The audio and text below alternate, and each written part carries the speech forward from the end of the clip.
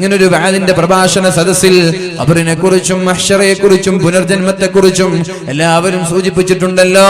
അത് സത്യമാണല്ലോ. ദുനിയാ കേ മുസാഫിർ മൻസിൽ തെരേ ഖബർ ഹേ. ഓ യാത്രക്കാരാ, നിന്റെ ജീവിതം ഒരുപാട് കാലം നിനക്ക് ദൈർഘ്യമില്ല. നിന്റെ വീട് ഖബറിടമാണ്. മനോഹരമായ അമ്പരചുംബിയായ വീട് നീ നിർമ്മിച്ചാലും 2 കോടിയുടെ 3 കോടിയുടെ 8 കോടിയുടെ വീട് നീ നിർമ്മിച്ചാലും 10 ലക്ഷം രൂപ ചെലവഴിച്ച് ഒരു വണ്ടിയുടെ നമ്പർ പ്ലേറ്റ് നീ വാങ്ങിച്ചാലും അതൊക്കെയല്ലേ നമ്മുടെ നാടിന്റെ ട്രെൻഡ്. അതാണല്ലോ കാസർഗോട്ടുകാരന്റെ അഭിമാനം. അതാണല്ലോ കാസർഗോട്ടുകാരൻ അഭിമാനത്തോടെ നെഞ്ചുവിരിച്ച് നടക്കുന്നത്. എന്താ? ഞങ്ങളുടെ നാട്ടുകാര് നമ്പർ പ്ലേറ്റ് വാങ്ങുന്നത് 10 ലക്ഷം കൊടുത്തിട്ടാണെന്ന്.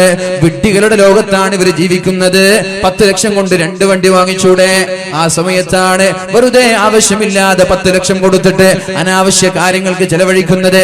എന്നാൽ ഇവരോട് ഏതെങ്കിലും ഒരു പാവപ്പെട്ട ആൾക്ക് ഒരു വീട് വെച്ച് കൊടുക്കാൻ പറ്റുമോ എന്ന് ചോദിച്ചാൽ പറയും. അപ്പോഴാണ് പറയുന്നത് ബിസിനസ് ഒക്കെ ആകെ ഡള്ളാണല്ലോ, കച്ചവടമാകെ നഷ്ടത്തിലാണ്, ഗൾഫ് രാജ്യത്ത് സാമ്പത്തിക മാന്ദ്യമാണല്ലോ, ഞാൻ എങ്ങനെയാണ് സഹായിക്കുക? ആരാണ് ഈ പറയുന്നത്?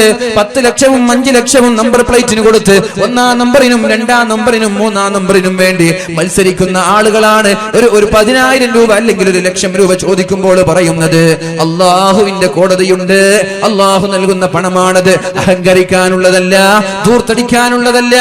പാവങ്ങളായ ആളുകൾ അള്ളാഹു പട്ടിണി കൊണ്ട് പരീക്ഷിക്കുമ്പോ മുതലാളിമാരായ ആളുകളെ അള്ളാഹു നൽകാനാണ്, സമ്പത്ത് കൊണ്ടാണ് പരീക്ഷിക്കുന്നത്.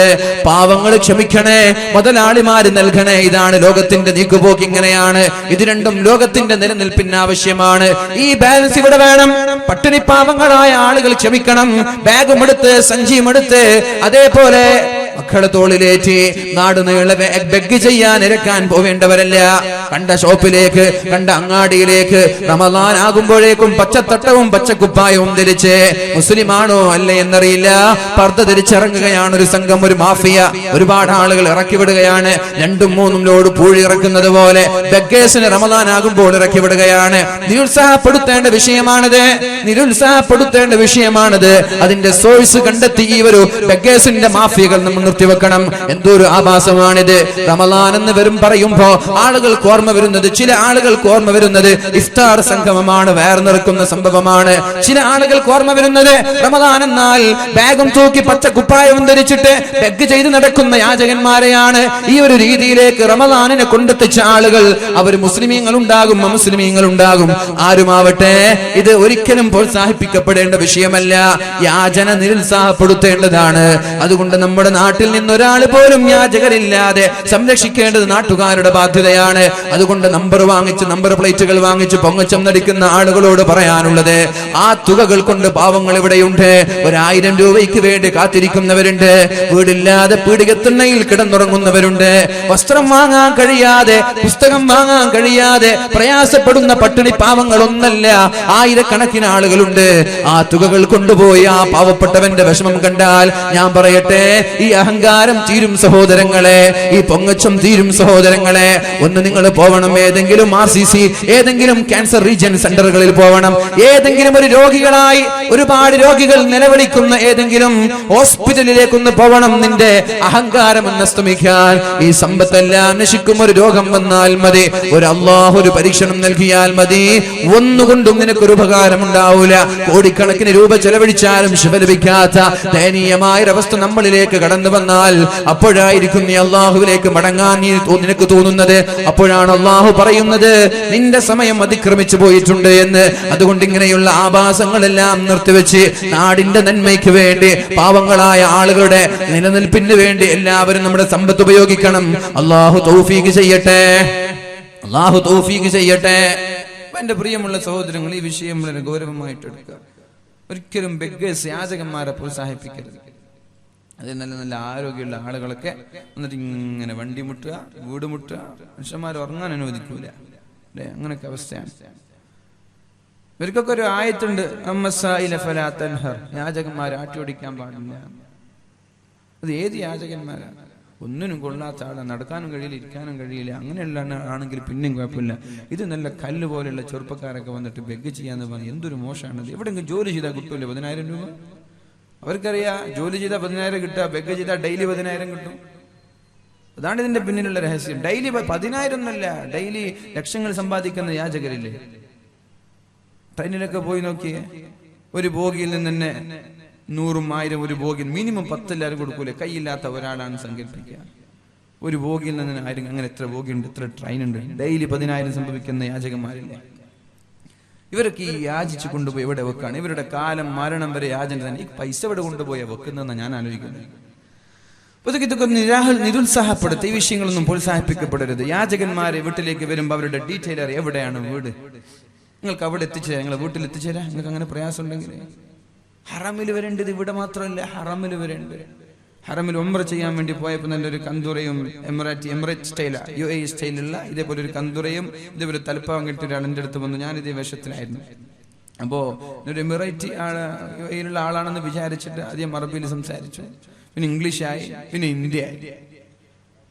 എന്താ കാരണം? എൻ്റെ ഒരു പെണ്ണുങ്ങളുണ്ട് പർദ്ദ ഇട്ടിട്ട്, ഇതെൻ്റെ ഉമ്മയാണ്, ഞാനും UAEയിൽ നിന്ന് വരുന്ന ആളാണ്. എൻ്റെ കയ്യിൽ 4000 ദിർഹം ഉണ്ടായിരുന്നു UAE, ഇവിടെ അതുണ്ടായിരുന്നു. അതേപോലെ 2000-ഓളം സൗദി റിയാൽ ഉണ്ടായിരുന്നു. എൻ്റെ ബാഗ് ഞാൻ തുവാഫ് ചെയ്യുന്ന സ്ഥലത്ത് ക്ലീൻ ചെയ്യുന്ന അവിടുത്തെ ഖാദിമ്യങ്ങൾ അത് അടിച്ചു മാറി കൊണ്ടുപോയി. എൻ്റെ കയ്യിൽ ഒന്നുമില്ല. എൻ്റെ ഉമ്മയാണ്, രാവിലെ മുതൽ ഭക്ഷണം കഴിച്ചിട്ടില്ല, വല്ലതും തരണം. എൻ്റെ കയ്യിലൊന്നുമില്ല. ഇതേപോലെ ഒരു കന്തൂർ പേഴ്സിലൊന്നുമില്ലല്ലോ, പേഴ്സൊന്നും കയ്യിൽ വെക്കൂലല്ലോ. ഞാൻ പറഞ്ഞു എൻ്റെ കയ്യിലൊന്നുമില്ല. ഇതാരും ഉമ്മ. അപ്പൊ ഞാൻ ചോദിച്ചു, നിങ്ങൾ അവിടെ പോയിട്ട് ചോദിച്ചു വന്നു? ഞങ്ങൾ ചോദിച്ചു. അപ്പൊ അവര് കൈമടക്കാണ്, അറിയില്ല എന്ന് പറഞ്ഞിട്ട് കൈമടക്കാണ്. എന്നാ പിന്നെ നിങ്ങൾക്ക് ഭക്ഷണമല്ലേ വേണ്ടത്? ഞങ്ങൾ റൂമിൽ വന്നാൽ ഭക്ഷണം കിട്ടും, നിങ്ങൾക്ക് ഭക്ഷണമാണല്ലോ വേണ്ടത്. അപ്പോ ആടുമുണ്ട്. ഇവർക്ക് ഭക്ഷണമല്ല വേണ്ടത്. ഇവരിങ്ങനെ ആളുകളെ ആ ഹറമിന്റെ അടുത്ത് വന്നിട്ട് ആത്മാർത്ഥമായി അള്ളാഹുവിലേക്ക് അടുക്കുന്ന സമയത്ത് ആളുകളുടെ ആത്മീയത ചൂഷണം ചെയ്യാൻ എത്ര ആളുകൾ മദീനയിലും മക്കയിലൊക്കെ. ഇതൊന്നും നമ്മൾ ഒരിക്കലും പ്രോത്സാഹിപ്പിക്കരുത്. നമ്മുടെ കുടുംബത്തിലോ നമ്മുടെ നാട്ടിലോ ഇങ്ങനെയുള്ള ആളുകളുണ്ടെങ്കിൽ അവർക്ക് സാമ്പത്തിക സഹായം നൽകി അവരെ ഒരു യാചകരാക്കി മാറ്റാതെ അവർ അഭിമാനത്തോടെ ജീവിക്കുന്ന ആളുകളാക്കി നമ്മൾ മാറ്റാൻ അള്ളാഹു തൗഫീഖ് ചെയ്യട്ടെ.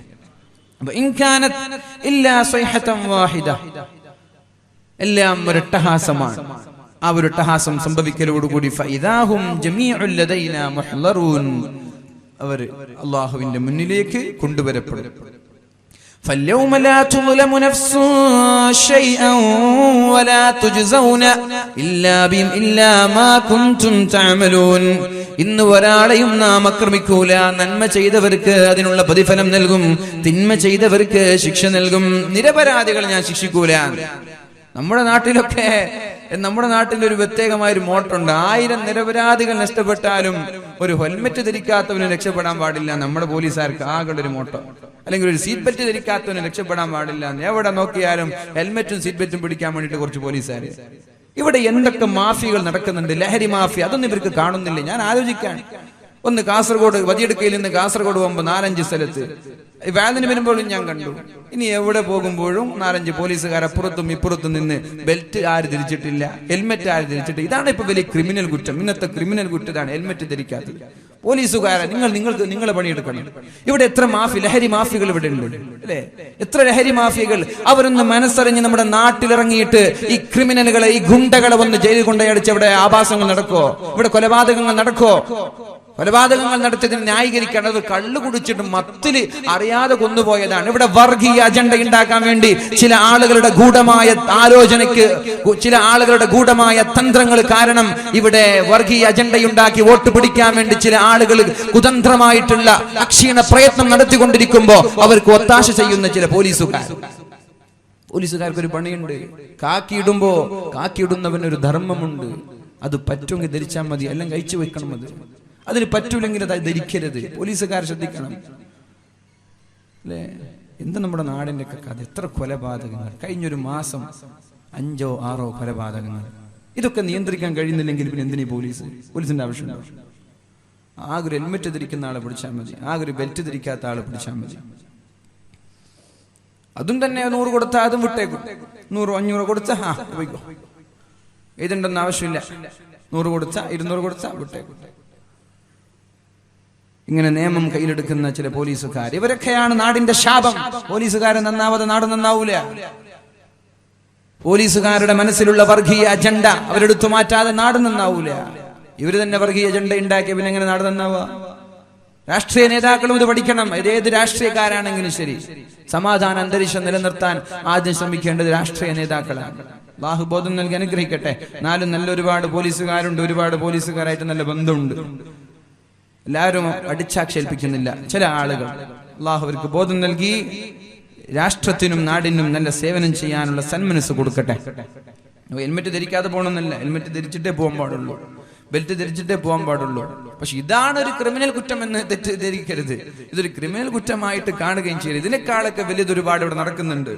മനസ്സിലായോ? മയക്കുമരുന്നിന്റെ ലഹരി മാഫിയകൾ അതാദ്യം നമ്മുടെ നാട്ടിൽ നിന്ന് എടുത്തു മാറ്റിയാൽ തന്നെ നാട്ടിലുള്ള ഒട്ടുമിക്ക കൊലപാതകങ്ങളും അക്രമങ്ങളും ഗുണ്ടാ സംഘങ്ങളൊക്കെ ഒരു പരിധിവരെ നിയന്ത്രിക്കാൻ നമ്മൾക്ക് പറ്റും. ലഹരികളാണ് എല്ലാവരും ഇവിടെ നശിപ്പിക്കുന്നത്. നമ്മുടെ പാവപ്പെട്ട മക്കളൊക്കെ ലഹരിയുടെ അഡിക്റ്റായി ഭ്രാന്തന്മാരായി മാറിക്കൊണ്ടിരിക്കുകയാണ്. ഉമ്മമാരെ, അതുകൊണ്ടൊന്ന് ബോധവാന്മാരാവുക നമ്മുടെ മക്കളെ കുറിച്ച്. പെൺകുട്ടികൾ വരെ കഞ്ചാവടിക്കുന്ന മുസ്ലിം പെൺകുട്ടി എനിക്കറിയാം. കഞ്ചാവടിക്കുന്ന മുസ്ലിം പെൺകുട്ടി, നല്ല ഒരു ഉപ്പയുടെ മകൾ ഹോസ്റ്റലിൽ പഠിക്കാൻ പഠിപ്പിക്കാൻ അയച്ചതാണ്. ഹോസ്റ്റലിൽ വെച്ചിട്ട് ചങ്ങാതിമാരുടെ കൂടെ കൂടിയിട്ട് കഞ്ചാവടിച്ചിട്ട് കഞ്ചാവിന്റെ അഡിക്റ്റായി മാറി. അല്ലേ? കള്ളു കുടിക്കുന്ന മുസ്ലിം പെൺകുട്ടികളില്ലേ? എവിടുന്ന ഇതൊക്കെ സമ്പാദിച്ചത്? എവിടുന്ന? ഹോസ്റ്റൽ സംവിധാനം. മക്കളെ ഹോസ്റ്റലിലേക്ക് പഠിക്കാൻ വിട്ടതാണ്. ഉമ്മമാർ എത്ര ലക്ഷങ്ങൾ ചെലവഴിച്ചിട്ട് 10 ലക്ഷം 25 ലക്ഷം 30 ലക്ഷം ഒക്കെ ചെലവഴിച്ച് മംഗലാപുരത്തും ബാംഗ്ലൂരിലും കൊച്ചിയിലും കോഴിക്കോടും തിരുവനന്തപുരത്തൊക്കെ പഠിക്കാൻ വിട്ടതാണ്. എന്തിപ്പോ അവസാനം കൊണ്ടുവന്നത്? ഗർഭിണികളായ വേറുമായി പല മക്കളും വീട്ടിലേക്ക് വരിക. പല മക്കളും കഞ്ചാവിന്റെയും കള്ളിന്റെയും അഡിക്റ്റായി. അല്ലാഹു കാക്കട്ടെ. എന്റെ പ്രിയപ്പെട്ട സഹോദരിമാർ, ഉപ്പമാർ, രക്ഷിതാക്കൾ ഈ ഒരു വിഷയത്തിൽ ഒന്ന് ജാഗ്രത, ഈ ഒരു വിഷയത്തിൽ നന്നായി ഒന്ന് ആലോചിച്ചില്ലെങ്കിൽ വലിയൊരു അപകടത്തിലേക്കാണ് നമ്മുടെ നാട് നീങ്ങുന്നത്. അല്ലാഹു എല്ലാ അപകടങ്ങളിൽ നിന്നും വരാനിരിക്കുന്ന ശർറായ വിധിയിൽ നിന്നും അല്ലാഹു നമ്മുടെ നാടിനെ രക്ഷപ്പെടുത്തും.